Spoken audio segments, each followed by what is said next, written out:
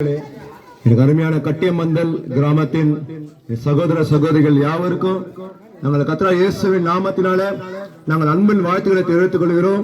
உங்களுக்கு கிறிஸ்துமஸ் வாழ்த்துக்களை தெரிவித்துக் கொள்கிறோம். ஏன்னா இது இந்த மாலை வேளையில சத்தம் போட்டுட்டு ஆடிட்டு எங்களுக்கு இதே வேலை அப்படின்னு நினைக்கலாம். எங்களுக்கு இதுதான் வேலை. ஏன்னா ஆண்டவராகிய இயேசு கிறிஸ்து ஒரு காலத்துல நாங்களும் இப்படிதான் திட்டிட்டு இருந்தோம். இந்த மாதிரி வருவாங்க, சத்தியத்தை சொல்ல வருவாங்க, ஆண்டோட வார்த்தையை சொல்ல வருவாங்க, இவங்களுக்கு வேற வேலையே இல்லையா, போக லபலபன் கத்தினு இருக்கீங்க, நானும் திட்டிட்டு இருந்தோம். ஆனா கர்த்தர் இயேசு கிறிஸ்து எங்க வாழ்க்கையில வந்தார். அப்போதுதான் இதுக்குள்ள இருக்கிற சந்தோஷம், இதுக்குள்ள இருக்கிற சமாதானம், இதுக்குள்ள இருக்கிற நிம்மதியை நாங்க அனுபவிச்சோம். உலகத்துல நம்ம தமிழ்நாட்டுல ஒரு வார்த்தையை சொல்லுவாங்க, யான் பெற்ற இன்பம் பெருக இவ்வையகம் என்று அருமையா ஒரு தமிழ் வார்த்தை சொல்லுவாங்க. அப்படின்னு நான் பெற்ற சந்தோஷத்தை, நான் பெற்ற சமாதானத்தை பிறருக்கு சொல்லணும். அப்படி சொல்லணும்னா அது பாவம் என்பது இயேசுவனோட வார்த்தை. அப்படியாக தான் நாங்க பெற்றுக்கொண்ட இந்த சந்தோஷத்தை, சமாதானத்தை உங்களுக்கு அறிவிக்கும்படிக்கு தான் இந்த வேலையில நாங்க வந்திருக்கிறோம்.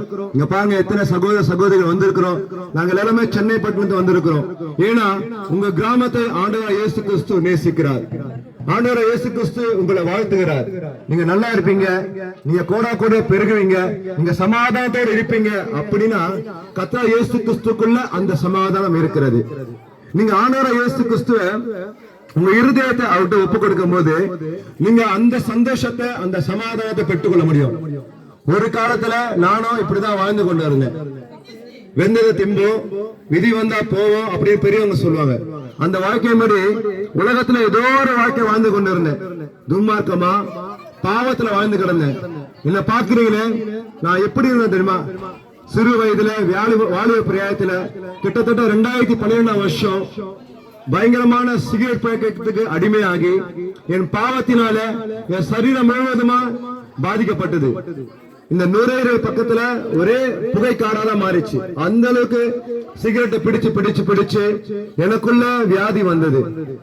எனக்குள்ள வியாதி வந்தது நிமித்தம் என்னால சரியா தூங்க முடியல, சரியா சாப்பிட முடியல. அந்த வியாதியோட வேதனை, வலியை நான் அனுபவிச்சிருக்கிறேன். அந்த வலியை அனுபவிக்கும் போது செத்துற மாட்டோமா, நல்லா கேளுங்க, செத்துற மாட்டோமா நினைச்சு பார்த்தது உண்டு. கடவுள் ஒருத்தர் இருந்தாருன்னா என் உயிரை எடுத்துக்கிட்டோம் அப்படின்னு நினைச்சோம். ஏன்னா அது முன்னாடி நான் வாழ்ந்த காலங்கள்ல கடவுளே இல்லை என்று சொல்லி நான் வாழ்ந்து கொண்டிருந்தேன். கடவுள் ஒருத்தர் இல்ல, எல்லாருமே முட்டாள்தனமா நம்புறாங்க, பகுத்தறிவு தான் சொல்லி வாழ்ந்து கொண்டிருந்தேன். ஆனா என் வாழ்க்கையில ஆண்டவர் இயேசு கிறிஸ்து இவன் என்னை திட்டவன் ஆச்சு, இவன் என்னை வெறுத்தவன் ஆச்சு என்று ஆண்டவர் அப்படி சொல்லாம என் வாழ்க்கையில இயேசு வந்தார். என் வாழ்க்கையை மாற்றினார், என் பாவத்தை மாற்றினார், எனக்குள்ள இருந்த கெட்ட பழக்கங்களை மாற்றினார், என் வியாதியிலிருந்து எனக்கு கர்த்தர் சுகம் கொடுத்தார். அல்லேலூயா. இந்த வேளையில நாங்க சாட்சியா அறிவிக்கிறோம்.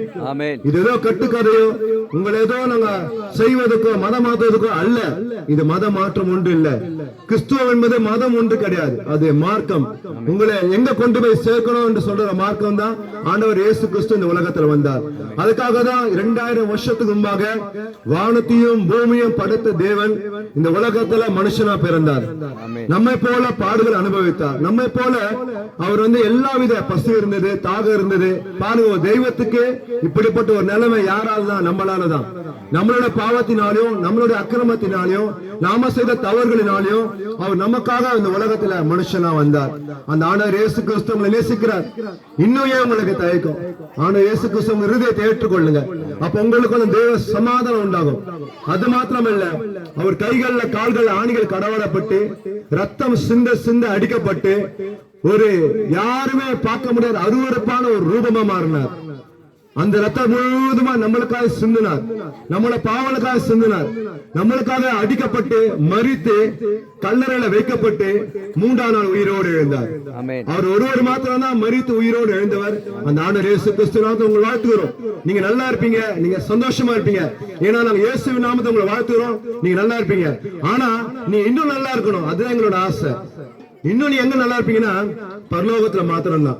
இந்த உலகத்துல கொஞ்ச காலம் தான், 70 வருஷமோ 80 வருஷமோ தான் நம்மளால வாழ்க்கை. அதுக்கப்புறம் நம்ம எங்க போவோம் யோசித்து பாருங்க. நம்ம ஏதோ போகிற போக்கில வாழ்ந்துட்டு இருக்கிறோம். அப்படி இல்ல, இதுக்கு பின்பாக ஒரு வாழ்க்கை இருக்கிறது, மோட்சம் இருக்கிறது, சொர்க்கம் இருக்கிறது. அங்க சாவே கிடையாது, அங்க சந்தோஷம் தான், அங்க கல்ட்டீனே கிடையாது. இது கேட்கறதுக்கு உங்களுக்கு பைத்தியகாரத்தனமா தெரியும், ஆனா இதுதான் உண்மை. ஏன்னா சொர்க்கத்துல அவ்வளவு சந்தோஷம் உண்டு. ஆனா நீங்க ஆண்டவர் இயேசு கிறிஸ்து ஏற்றுக்கொண்டால் மாத்திரமே அது உங்களுக்கு கிடைக்கும் என்பதுதான் நிதர்சனமான ஒரு உண்மை. அந்த உண்மையை உங்களுக்கு அறிவிக்கிறோம். நீங்கள் ஆண்டவர் இயேசு கிறிஸ்து ஏற்றுக்கொள்ளுங்க. கர்த்தரை ஏற்றுக்கொள்ளும் போது நீங்களும் அந்த பரலோக பாக்கியத்துக்கு உடையவளாய் மாறுவீங்க. உங்களுக்கு இன்னும் ஏதாவது பலவீனம் இருக்குமானால், சுகவீனம் இருக்குமானால், வியாதி இருக்குமானால் நீங்க தைரியமா எங்க முன்னாடி வரலாம். இங்க ஊழியக்காரர்கள் இருக்கிறாங்க, சகோதரர் இருக்கிறாங்க, உங்களுக்காக ஜெபம் பண்ணுவாங்க. உங்க வியாதி மாறும், உங்க சுகவீனம் மாறும், உங்க கடன் பிரச்சனை மாறும், உங்க நிந்தனை அவமானங்கள் மாறும். அது மாத்திரமல்ல, உங்களுக்கு சந்தோஷம், சமாதானம், நிம்மதி கிடைக்கும். அதுக்காக தான் ஆண்டவர் இயேசு கிறிஸ்து இந்த 2000 வருஷத்துக்கு இந்த உலகத்துல வந்தால் அதை சொல்லிதான் நாங்களும் கிறிஸ்துமஸ் தினத்தை கொண்டாடுகிறோம். உங்களுக்கு கிறிஸ்துமஸ் வார்த்தையை தெரிவித்துக் கொள்கிறோம்.